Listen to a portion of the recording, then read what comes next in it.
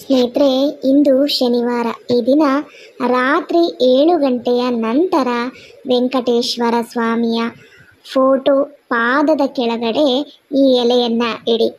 ಪ್ರಕೃತಿ ದತ್ತವಾಗಿ ನಮಗೆ ಸಿಗುವಂಥ ಈ ಎಲೆಯನ್ನು ನಾವು ವೆಂಕಟೇಶ್ವರ ಸ್ವಾಮಿಯ ಫೋಟೋ ಪಾದದ ಕೆಳಗಡೆ ಇಡೋದ್ರಿಂದ ನಮ್ಮ ಆರ್ಥಿಕ ಸಂಕಷ್ಟಗಳನ್ನು ದೂರ ಮಾಡಿಕೊಳ್ಬೋದು. ಯಾರೆಲ್ಲ ಹಣಕಾಸಿನ ಸಮಸ್ಯೆಗಳಿಂದ ನೊಂದು ಬೆಂದಿದ್ದೀರೋ ಅಂಥವರು ಶನಿವಾರದ ದಿನ ರಾತ್ರಿ 7 ಗಂಟೆಯ ನಂತರ ಈ ಒಂದು ಚಿಕ್ಕ ಪರಿಹಾರವನ್ನು ಮಾಡಿಕೊಳ್ಬೋದು. ಸ್ನೇಹಿತರೆ, ಮನುಷ್ಯ ಅಂದ ಮೇಲೆ ಕಷ್ಟ ಸುಖಗಳು ಸರ್ವೇ ಸಾಮಾನ್ಯ.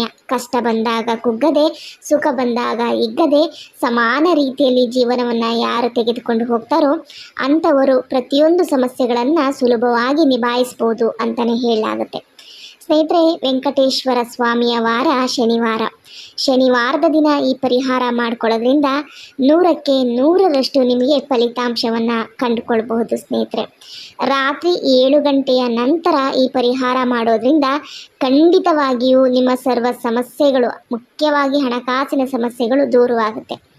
ಸ್ನೇಹಿತರೆ, ಎಲೆ ಪ್ರಕೃತಿ ದತ್ತವಾಗಿ ನಮಗೆ ದೇವರು ಕೊಟ್ಟಿರುವಂಥ ವರಪ್ರಸಾದ.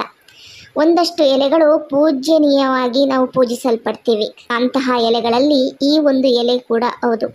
ಈ ಎಲೆಯ ಮುಖಾಂತರವಾಗಿ ನಮ್ಮ ಸಮಸ್ಯೆಗಳನ್ನು ನಾವು ದೂರ ಮಾಡಿಕೊಳ್ಬಹುದು ಅಂದರೆ ಇದನ್ನು ನಂಬಲೇಬೇಕು.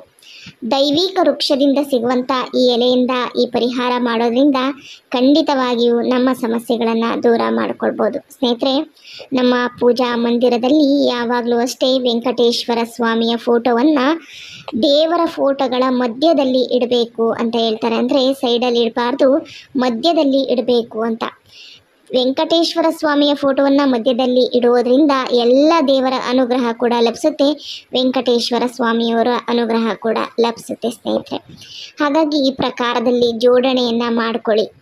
ಹಾಗೆ ಸ್ನೇಹಿತರೆ, ಈ ದಿನ ಪ್ರತ್ಯೇಕವಾಗಿ ಏನಾದರೂ ನಾವು ವಿಧಿವಿಧಾನಗಳನ್ನು ಅನುಸರಿಸಬೇಕಾ ಅಂತ ಕೇಳೋದಾದರೆ, ಈ ದಿನ ಯಥಾಪ್ರಕಾರ ಅಂಗಳವನ್ನು ಶುಭ್ರಗೊಳಿಸ್ಕೊಂಡು, ರಂಗೋಲಿಯನ್ನು ಇಟ್ಕೊಂಡು, ಮನೆಯನ್ನು ಶುಭ್ರಗೊಳಿಸ್ಕೊಂಡು, ಸ್ನಾನಾದಿಗಳನ್ನು ಮುಗಿಸ್ಕೊಂಡು ನಿತ್ಯ ಪೂಜೆಯನ್ನು ಯಾವ ಪ್ರಕಾರದಲ್ಲಿ ಮಾಡ್ಕೋತೀರ ಅದೇ ರೀತಿ ಮಾಡಿಕೊಳ್ಳುವಂಥದ್ದು. ಬೇರೆ ಯಾವುದೇ ರೀತಿಯ ವಿಶೇಷ ಬದಲಾವಣೆಗಳು ಯಾವುದೇ ಇಲ್ಲ ಸ್ನೇಹಿತರೆ. ಹಾಗೆ ಸ್ನೇಹಿತರೆ, 7 ಗಂಟೆಯ ನಂತರ ನಾವು ಏನು ಮಾಡಬೇಕಾಗುತ್ತೆ ಅಂದರೆ, ಸಾಧ್ಯವಾದರೆ ಈ ಒಂದು 7 ಗಂಟೆಯ ಸಮಯದಲ್ಲಿ ಸ್ನಾನವನ್ನು ಮುಗಿಸ್ಕೊಳ್ಳಿ. ಸ್ನಾನವನ್ನು ಮುಗಿಸ್ಕೊಂಡು ನೀವು ಈ ಪರಿಹಾರವನ್ನು ಮಾಡ್ಕೊಳ್ಬೋದು. ಅಥವಾ ನಿಮಗೆ ಸ್ನಾನ ಮಾಡ್ಕೊಳ್ಳೋದಕ್ಕೆ ಸಾಧ್ಯ ಆಗದೇ ಇದ್ದರೂ ಕೈಕಾಲು ಮುಖವನ್ನಾದರೂ ನೀವು ತೊಳೆದುಕೊಂಡು ಅನಂತರವಾಗಿ ಈ ಒಂದು ಪರಿಹಾರವನ್ನು ಮಾಡಿಕೊಳ್ಬಹುದು. ಸ್ನೇಹಿತರೆ, ಈ ಪರಿಹಾರದಲ್ಲಿ ಪ್ರಧಾನವಾಗಿ ನಾವು ಉಪಯೋಗಿಸುವಂತಹ ಎಲೆ ಯಾವುದಪ್ಪ ಅಂತಂದರೆ ಅರಳಿ ಎಲೆ. ಅರಳಿ ಮರ ನಿಮಗೆ ಗೊತ್ತಿರುವಂತೆ ದೈವಿಕ ವೃಕ್ಷ, ದೇವಾನುದೇವತೆಗಳ ನಿವಾಸ ಸ್ಥಾನ.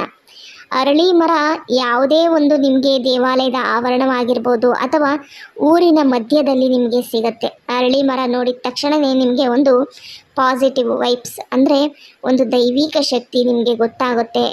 ನಿಮಗೆ ಆ ಒಂದು ಮರದ ಕೆಳಗಡೆ ಕುತ್ಕೊಂಡ್ರೇ ಒಂದು ವಿಶೇಷ ರೀತಿಯ ಒಂದು ಶಕ್ತಿ ಗೊತ್ತಾಗುತ್ತೆ. ಹಾಗೆ ಮನಸ್ಸು ಯಾವುದೇ ರೀತಿ ಚಂಚಲತೆಯಲ್ಲಿದ್ದರೂ ಕೂಡ ಮನಸ್ಸು ನಿರಾಳವಾಗಿ ನಿಮ್ಮನ್ನು ಏಕಚಿತ್ತದಲ್ಲಿ ಕೊಂಡೊಯ್ಯುವಂತಹ ಶಕ್ತಿ ಈ ಒಂದು ಮರಕ್ಕಿದೆ. ಸ್ನೇಹಿತರೆ, ಇಂಥ ದೈವ ವೃಕ್ಷದ ಈ ಒಂದು ಎಲೆಯನ್ನು ನೀವು ಈ ದಿನ ಶನಿವಾರ ಶೀಘ್ರವಾಗಿ, ಅಂದರೆ ಸಾಯಂಕಾಲದ ಒಳಗಾಗಿ ಆ ಎಲೆಯನ್ನು ತೆಗೆದುಕೊಂಡು ಬನ್ನಿ. ಆ ಎಲೆಯನ್ನು ಚೆನ್ನಾಗಿರಬೇಕು, ಅರ್ದಿರುವಂಥದ್ದೆಲ್ಲ ನೋಡಿಕೊಂಡು ನೀವು ತಾನೇ ಅರ್ದಿರೋದನ್ನು ತರಬೇಡಿ. ಸರಿಯಾದ ಶೇಪ್ ಇರುವಂತಹ ಈ ಒಂದು ಎಲೆಯನ್ನು ತಂದು ಆ ಎಲೆಯನ್ನು ಶುಭ್ರಗೊಳಿಸ್ಕೊಂಡು ಸ್ವಲ್ಪ ಅರಿಶಿಣದ ನೀರಿನಲ್ಲಿ ಅದನ್ನು ಶುಭ್ರ ಮಾಡ್ಕೊಳ್ಳಿ. ಇದಕ್ಕೆ ಇನ್ನಷ್ಟು ದೈವಿಕ ಶಕ್ತಿ, ದೈವಿಕ ಕಳೆ ಉಂಟಾಗುತ್ತೆ ಅಂತಲೇ ಹೇಳಲಾಗುತ್ತೆ ಸ್ನೇಹಿತರೆ. ಹಾಗಾಗಿ ಅರಿಶಿಣದ ನೀರಿನಲ್ಲಿ ಈ ಎಲೆಯನ್ನು ಎದ್ದಿ ಅನಂತರವಾಗಿ ಸ್ನೇಹಿತರೆ, ಈ ಎಲೆಯ 4 ದಿಕ್ಕುಗಳಿಗೂ ಕೂಡ ಅರಿಶಿಣ ಕುಂಕುಮದ ಬೊಟ್ಟುಗಳನ್ನು ಇಡಬೇಕಾಗತ್ತೆ. ಅರಿಶಿಣ ಕುಂಕುಮದ ಬೊಟ್ಟುಗಳನ್ನು ಇಟ್ಟು ಅನಂತರವಾಗಿ ಗಂಧವಾಗಿರಲಿ ಅಥವಾ ಅರಿಶಿಣವಾಗಿರಲಿ, ಅದರ ಜೊತೆಗೆ ಸ್ವಲ್ಪ ಗಂಗಾ ಜಲವನ್ನು ಅಥವಾ ರೋಸ್ ವಾಟ್ರನ್ನು ಅಥವಾ ಯಾವುದೋ ಒಂದು ಸುಗಂಧ ದ್ರವ್ಯನೋ ಸ್ವಲ್ಪ ನೀರನ್ನು ಸೇರಿಸ್ಕೊಂಡು ಆ ಒಂದು ಅರಿಶಿಣವನ್ನು ಅಥವಾ ಗಂಧವನ್ನು ಪೇಸ್ಟಾಗಿ ಮಾಡ್ಕೊಳ್ಳಿ. ಪೇಸ್ಟಾಗಿ ಮಾಡಿಕೊಂಡು ಅನಂತರವಾಗಿ ಯಾವುದಾದ್ರೂ ಒಂದು ಶುಭ್ರವಾದಂತಹ ಒಂದು ಕಡ್ಡಿಯನ್ನು ತೆಗೆದುಕೊಂಡು ಆ ಕಡ್ಡಿಯಲ್ಲಿ ನನ್ನ ಹಣಕಾಸಿನ ಸಮಸ್ಯೆ ನಿವಾರಣೆಯಾಗಲಿ, ಅಥವಾ ನನ್ನ ಸಾಲ ಏನಾದರೂ ಇತ್ತು, ನೀವೇನಾದರೂ ಮನೆ ಮೇಲೋ ಅಥವಾ ಯಾವ್ದಾದ್ರು ಪರ್ಸ್ನಲ್ ಲೋನ್ಗಳನ್ನೋ ಏನೋ ಒಂದು ಸಾಲ ಮಾಡಿದಿರೋ, ಅಥವಾ ಯಾವುದೋ ವ್ಯವಹಾರಕ್ಕಾಗಿ ಸಾಲ ಮಾಡಿದಿರೋ, ಆ ಸಾಲ ಮೊತ್ತ ಆಗಿರ್ಬೋದು, ಆ ಸಾಲ ಬಗೆಹರಿಯಲಿ, ತೀರಲಿ, ಇಷ್ಟು ದಿನಗಳಾಗಿ ತೀರಲಿ ಅಂತ ನೀವು ಸಂಕಲ್ಪಪೂರ್ವಕವಾಗಿ ಆ ಎಲೆಯ ಮೇಲೆ ಆ ಒಂದು ಕಡ್ಡಿಯಿಂದ ಬರೆಯಿರಿ ಸ್ನೇಹಿತರೆ. ಕಡ್ಡಿಯಿಂದ ಬರೀರಿ, ತುಂಬ ಜಾಸ್ತಿ ಬರಿಬೇಡಿ. ಸ್ವಲ್ಪ ನಿಮ್ಮ ಯಾವುದಾದ್ರೂ ಒಂದು ಸಮಸ್ಯೆಯನ್ನು ಬರೆದುಕೊಳ್ಳಿ. ಆ ಸಮಸ್ಯೆಗಳು ನಿರ್ಮೂಲವಾದ ನಂತರ ಇನ್ನೊಂದು ದಿನ ಇದೇ ಪ್ರಕಾರದಲ್ಲಿ ಮಾಡಿಕೊಂಡು ಇನ್ನೊಂದು ಸಮಸ್ಯೆಗೆ ನೀವು ಈ ಪರಿಹಾರವನ್ನು ಮಾಡಿಕೊಳ್ಬಹುದು ಸ್ನೇಹಿತರೆ. ಈ ರೀತಿಯಾಗಿ ಬರೆದು ಅನಂತರವಾಗಿ ಸ್ನೇಹಿತರೆ ಈ ಎಲೆಯನ್ನು ನೀವು ನಿಮ್ಮ ಮನೆಯ ಪೂಜಾ ಮಂದಿರದಲ್ಲಿರುವ ವೆಂಕಟೇಶ್ವರ ಸ್ವಾಮಿಯವರ ಫೋಟೋ ಕೆಳಗಡೆ ಒಂದು ಪ್ಲೇಟನ್ನು ಇಟ್ಟು ಕೂಡ ಇಡ್ಬೋದು, ಹಾಗೆ ಎಲೆಯನ್ನು ಕೂಡ ಇಡ್ಬೋದು. ಇಟ್ಟು ನೀವು ಅನಂತರವಾಗಿ ನಿಮ್ಮ ಸಾಯಂಕಾಲದ ಪೂಜೆ ಪುನಸ್ಕಾರಗಳನ್ನೆಲ್ಲ ಮುಗಿಸ್ಕೊಂಡ ನಂತರ ಮಾಡ್ಕೊಳ್ಳಿ. ಈ ಪರಿಹಾರಕ್ಕೆ ಪ್ರತ್ಯೇಕವಾಗಿ ಸಾಯಂಕಾಲ ನೀವು ಮಾಡಿಕೊಳ್ಳುವಂಥದ್ದಷ್ಟೇ. ಅನಂತರವಾಗಿ ಆ ಎಲೆಯ ಮೇಲೆ ಸ್ವಲ್ಪ ಒಂದು ಸ್ಪೂನಷ್ಟು ಸಾಸಿವೆ, ಕಪ್ಪು ಸಾಸಿವೆಯನ್ನಾದರೂ ಬಳಸ್ಬೋದು, ಇದಕ್ಕೆ ಬಿಳಿ ಸಾಸಿವೆಯನ್ನಾದರೂ ಬಳಸ್ಬೋದು. ಎರಡೂ ಕೂಡ ನಿಮ್ಮ ಕಷ್ಟಗಳನ್ನು ನಿರ್ಮೂಲ ಮಾಡುವಂಥದ್ದು, ನಿಮಗೆ ಬಂದಿರುವ ದೋಷಗಳನ್ನು ತೊಲಗಿ ಹೋಗಿಸುವಂಥದ್ದು. ಹಾಗಾಗಿ ಸಾಸಿವೆಯನ್ನು ಬಳಸಬೇಕಾಗುತ್ತೆ. ಸಾಸಿವೆಗೆ ಎಂತಹ ದುಷ್ಟಶಕ್ತಿಗಳಿದ್ರೂ ಅದನ್ನು ನಿರ್ಮೂಲ ಮಾಡಿ ದೈವಿಕ ಶಕ್ತಿಯನ್ನು ತರುವಂಥ ಶಕ್ತಿ ಇದೆ.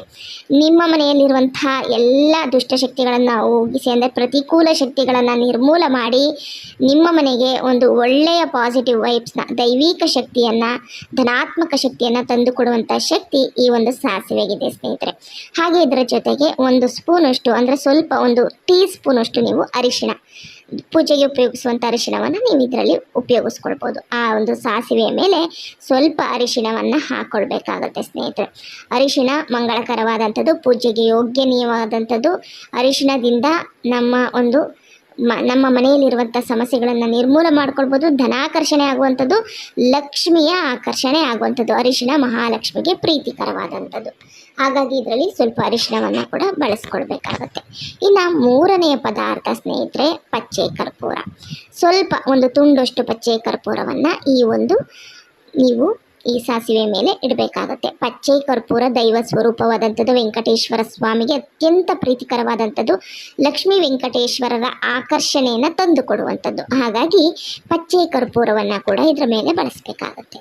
ಈ ಮೂರೂ ಪದಾರ್ಥಗಳನ್ನು ಆ ಎಲೆಯ ಮೇಲೆ ಇಟ್ಟು 48 ಗಂಟೆಗಳ ಕಾಲ ನೀವು ಇದನ್ನು ಬಿಡಬೇಕಾಗತ್ತೆ. ಅಂದರೆ ಶನಿವಾರ ನೀವು ಸಾಯಂಕಾಲ ಅಂದರೆ 7 ಗಂಟೆ ನಂತರ ಮಾಡಿಕೊಂಡು ಇದನ್ನು ಭಾನುವಾರ ಪೂರ್ತಿ, ಶನಿವಾರ ಫುಲ್ಲು ಬಿಟ್ಟು ಭಾನುವಾರ ಪೂರ್ತಿ ಬಿಟ್ಟು ಅನಂತರವಾಗಿ ಇದನ್ನು ಸೋಮವಾರ ಸಾಯಂಕಾಲ ರಾತ್ರಿ ಸಮಯದಲ್ಲಿ ಬೇಕಾದರೂ ತೆಗಿಬೋದು, ಅಥವಾ ಮಂಗಳವಾರ ಬೆಳಗ್ಗೆ ಇದನ್ನು ತೆಗೆದು ಹತ್ತಿರದಲ್ಲಿ ಎಲ್ಲಾದರೂ ಹರಿಯೋ ನೀರಿದ್ದರೆ ಅದರಲ್ಲಿ ಹಾಕ್ಬೋದು, ಅಥವಾ ನಿಮ್ಮ ಮನೆಯ ಹತ್ತಿರ ಯಾರೂ ಓಡಾಡದಿರುವಂತಹ ದೂರದಲ್ಲಿರುವಂಥ ಜಾಗದಲ್ಲಿ ಒಂದು ಹಸಿರು ಗಿಡದ ಕೆಳಗಡೆ ಕೂಡ ಇಡ್ಬೋದು.